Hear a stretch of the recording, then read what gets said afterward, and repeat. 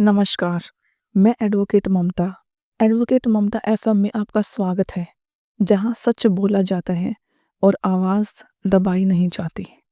कानून की दुनिया में हर कहानी दो भागों में बटी होती है, एक जो दिखाई जाती है और दूसरी जो साबित की जाती है। यह कहानी है एक ऐसे मुकदमे की, जहां सच साफ था, लेकिन सबूत उल्टे। चलिए स्टोरी शुरू करते हैं। रीमा की शादी करण से 5 साल पहले हुई थी। करण एक स्कूल टीचर था, शांत, जिम्मेदार और अपने सिद्धांतों पर चलने वाला युवक।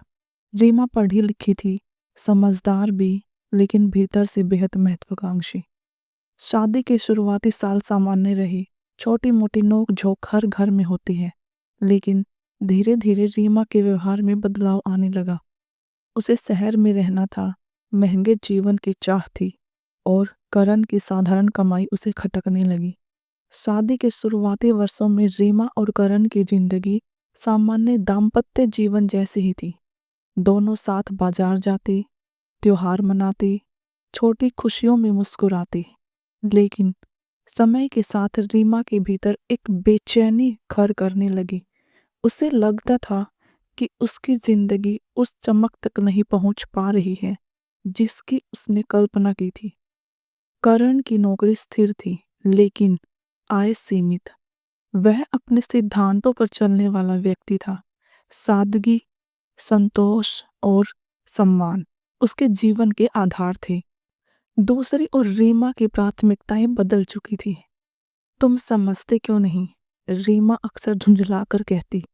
मेरे सारे सपने इस छोटे शहर में घुट रहे हैं। करण उसे शांत करने की कोशिश करता। सपने मेहनत से पूरे होते हैं, जगह बदलने से नहीं। लेकिन यह संवाद धीरे धीरे तर्क नहीं, तकरार बन गया। घर में अब हंसी कम, तनाव ज्यादा रहने लगा। रीमा अक्सर देर तक फोन पर बात करती, कभी मुस्कुराती, कभी अचानक चुप हो जाती। करण ने कई बार पूछना चाहा, पर हर बार जवाब मिलता, मेरी पर्सनल लाइफ है। एक दिन बहस इतनी बढ़ गई कि रीमा ने गुस्से में सूटकेस उठाया और मायके चली गई। जब तुम्हें मेरी कोई परवाह नहीं, तो मैं यहाँ क्यों रहूं? दरवाजा जोर से बंद हुआ। करण उस आवाज के साथ अपने जिंदगी के सबसे भारी सन्नाटे में खड़ा रह गया। उसे उम्मीद थी, कुछ दिनों में सब ठीक हो जाएगा। उसे नहीं पता था, यह केवल दूरी नहीं, एक बड़ी कानूनी लड़ाई की प्रस्तावना थी। सुबह का समय था। करण चाय पीते हुए अखबार देख रहा था, जब अचानक दरवाजे पर दस्तक हुई। दरवाजा खोलिए, आवाज कठोर थी। करण ने दरवाजा खोला। सामने पुलिस खड़ी थी। क्या आप करण शर्मा हैं? जी, आपके खिलाफ शिकायत दर्ज हुई है। क्षण भर में करण का चेहरा सफेद पड़ गया। शिकायत? इंस्पेक्टर ने औपचारिक स्वर में कहा, आप पर दहेज उत्पीड़न, घरेलू हिंसा और मानसिक प्रताड़ना के आरोप हैं। करण के कानों में जैसे शब्द गूंजने लगे। उसे विश्वास ही नहीं हुआ। यह यह असंभव है। लेकिन कानून भावनाओं पर नहीं रुकता। पुलिस घर के अंदर आई। मोहल्ले में हलचल मच गई। खिड़कियां खुली, फुसफुसाहटें शुरू हुई। क्या हुआ? पुलिस क्यों आई? करण के माता पिता घबराकर बाहर आए। इंस्पेक्टर ने शिकायत की कॉपी दिखाई। शिकायतकर्ता रीमा शर्मा। आरोप गंभीर थे। दहेज की मांग, शारीरिक हिंसा, मानसिक यातना। करण की मां की आंखों में आंसू बह निकले। मेरे बेटे ने ऐसा कुछ नहीं किया। करण खुद सदबद खड़ा था। उसे पहली बार एहसास हुआ, कानून का नाम सुनते ही इंसान नहीं, उसकी पूरी पहचान कटघरे में खड़ी हो जाती है। कानूनी प्रक्रिया शुरू हुई। करण को पूछताछ के लिए साथ चलने को कहा। वह विरोध नहीं कर सका, क्योंकि आरोपों का वजन किसी भी सफाई से भारी था। पुलिस जीप के पास खड़े होकर वह एक बार घर की ओर देखता है। उसके पिता की झुकी हुई नजरें, माँ का कांपता हुआ चेहरा और आसपास खड़े लोग, जिन्होंने फैसला पहले ही सुना दिया था। देखा, शरीफ बनने का नाटक था। आजकल कौन भरोसे लायक है? स्कूल में खबर आग की तरह फैल गई। स्टाफ रूम में कानाफूसी। इतना शांत रहता था, कभी लगा नहीं। करण की कुर्सी खाली थी, लेकिन उसकी अनुपस्थिति सबसे ऊंची आवाज बन चुकी थी। घर में मातम जैसा माहौल था। करण के माता पिता समाज की नजरों से बचते फिर रहे थे, क्योंकि समाज का न्याय अक्सर अदालत में सबसे पहले सुनाया जाता है। करण हिरासत में बैठा था, दीवारों को घूरते हुए। उसके मन में केवल एक प्रश्न था, जब सच मेरे साथ है तो मैं अपराधी क्यों महसूस कर रहा हूँ। उसे नहीं पता था, यह लड़ाई अब केवल अदालत में नहीं, सम्मान, धैर्य और मानसिक शक्ति की भी थी। हिरासत में छूटने के बाद करण की आंखों में थकान, अपमान और असहायता साफ झलक रही थी। परिवार टूट चुका था, लेकिन मामला अब कानून के रास्ते पर था। इसी मोड़ पर उसकी मुलाकात हुई अधिवक्ता अद्वैत मिश्रा से। अद्वैत मिश्रा अदालत में अपनी शांत रणनीति और धारदार जिरह के लिए माने जाते थे। करण उनके सामने बैठा तो पहली बार उसके भीतर का दर्द शब्दों में फूट पड़ा। सर, मैंने कुछ नहीं किया। मैंने कभी हाथ तक नहीं उठाया। अद्वैत ने बिना बीच में टोके सब सुना, फिर धीमे स्वर में कहा, कानून में एक बात हमेशा याद रखिए, सच होना काफी नहीं, सच साबित करना जरूरी है। उन्होंने केस की कॉपी उठाई, हर आरोप, हर बयान ध्यान से पढ़ा। कुछ देर बाद उसकी आंखों में वही चमक थी जो एक वकील को केस की असली दिशा दिखाती है। यह मामला भावनाओं से नहीं जीता जाएगा, सबूतों से जीता जाएगा। अद्वैत ने सबसे पहले डिजिटल साक्ष्यों पर काम शुरू किया। Mobile call record, WhatsApp chat, email, bank statement. Karan को हर छोटी जानकारी याद करने को कहा गया।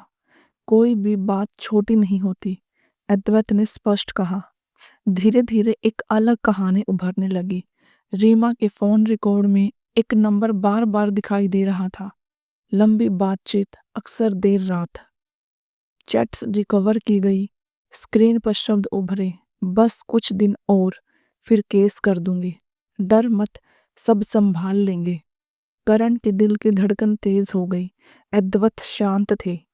यह केवल रिश्ता नहीं, पूर्व नियोजित योजना का संकेत है। अब केस का स्वरूप बदल चुका था। कोर्ट रूम खचाखच भरा था। रीमा के वकील ने भावनात्मक तर्कों की बौछार कर दी। मेरी मुवकिल वर्षों से मानसिक एवं शारीरिक अत्याचार सहती रही। रीमा आंसुओं के साथ खड़ी थी। समाज की सहानुभूति स्वाभाविक रूप से उसके पक्ष में झुकती दिखाई दे रही थी। करण कटघरे में खड़ा था, शांत, टूटा हुआ, पर भीतर कहीं उम्मीद बाकी। अद्वैत मिश्रा खड़े हुए। कोर्ट रूम का माहौल बदल गया। अद्वैत, रीमा जी, क्या यह आपका मोबाइल नंबर है? रीमा, हाँ। अद्वैत, क्या आपने इस नंबर से ये चैट की है? रीमा के चेहरे पर तनाव उभर आया। स्क्रीन पर चैट्स प्रदर्शित की गई। पूरा कोर्ट रूम सन। अद्वैत ने क्रमवार प्रश्न पूछे। केस से पहले की बातचीत, आर्थिक विवाद, कथित हिंसा के सबूत। रीमा के उत्तर विरोधाभास होते चले गए। मुझे याद नहीं, शायद। अद्वैत की आवाज अब और ठोस थी।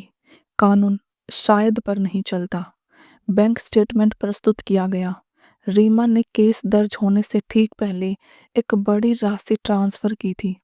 डिफेंस का तर्क साफ था, यह लेन देन मुकदमे की तैयारी से जुड़ा प्रतीत होता है। कोर्ट में फुसफुसाहटें शुरू हुई।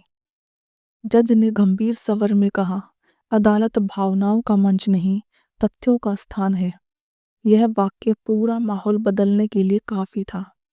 रीमा के वकील ने अंतिम प्रयास किया। स्त्री का बयान को हल्के में नहीं लिया जा सकता।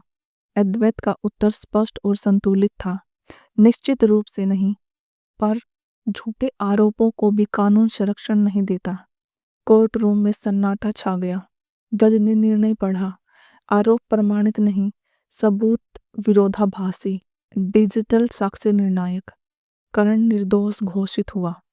करण की आंखों में आंसू थे, लेकिन इस बार राहत के। अदालत ने आदेश दिया, झूठी शिकायत की जांच और न्यायालय को भ्रमित करने पर कार्रवाई। रीमा पहली बार वास्तविक भय में दिखाई दी। अदालत से बाहर निकलते हुए करण ने गहरी सांस ली। उसने अद्वैत की ओर देखा। सर, अगर आप नहीं होते। अद्वैत मुस्कुराई। मैं नहीं, सबूत जीते हैं। कानून शक्तिशाली है पर अंधा नहीं। सच देर से जीतता है, लेकिन जब जीतता है तो इतिहास बनाता है। यह चैनल उन आवाज़ों के लिए है जिन्हें अक्सर दबा दिया जाता है। यहाँ आपको मिलेंगी सच्ची और भावनात्मक कहानियाँ, धोखा, रिश्ते, दर्द और हिम्मत की दास्तान, महिलाओं से जुड़े सच, समाज और जिंदगी की कड़वी सच्चाइयाँ। यह चैनल सिर्फ मनोरंजन नहीं, जागरूकता और सच की आवाज़ है। अगर आप सच सुनना चाहते हैं तो एडवोकेट ममता एफएम को सब्सक्राइब कीजिए। Thank you very much.